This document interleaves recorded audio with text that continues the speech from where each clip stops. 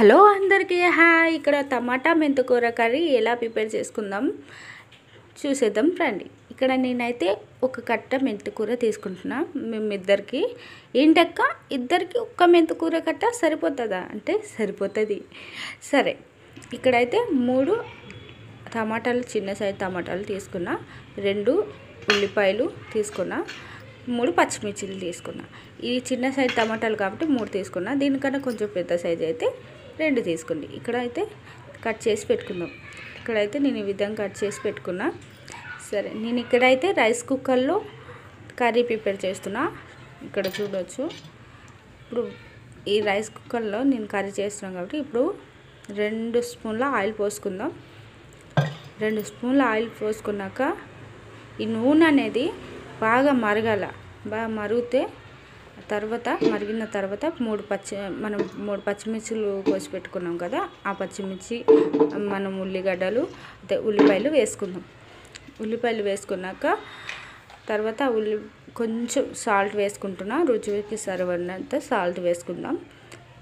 ఇక్కడ తర్వాత నెక్స్ట్ వేసుకునేది చిటికెడు పసుపు వేసుకుందాం. ఇక్కడైతే చిటికెడు పసుపు వేసుకుంటున్నా.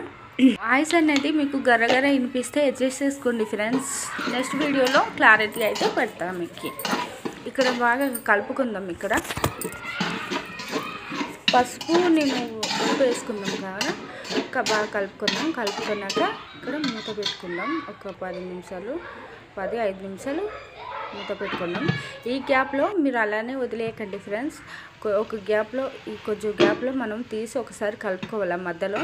సరిగ్గా అదైతే నేను స్కిప్ చేసిన మరీ చెప్తున్నా, ఎందుకంటే వీడియో లెంత్ అయిపోతుంది కాబట్టి. ఇక్కడ అయితే ఒక 5 నిమిషాల తర్వాత ఇలా వేగిపోయింది. ఉల్లిపాయలు అనేది వేగిన తర్వాత ఇక్కడ మనం టమాటా కట్ చేసి పెట్టుకున్నాం కదా, వేసుకుందాం. టమాటా వేసుకున్నాక బాగా కలుపుకుందాం. ఇది కూడా కలుపుకున్నాక మూత పెట్టుకుందాం.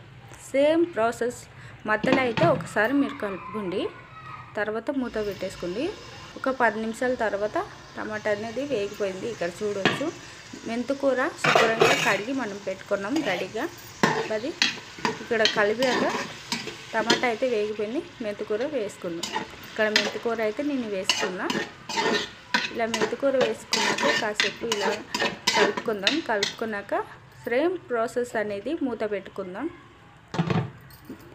ఇప్పుడు కూడా మధ్యలో గ్యాప్లో ఒకసారి కలుపుకోవాలా. సరే, కలుపుకొని ఒక 10 నిమిషాలు చూసాక కూర అనేది ఉడికిపోయింది. సో 50% 100 ఉడికిపోయింది.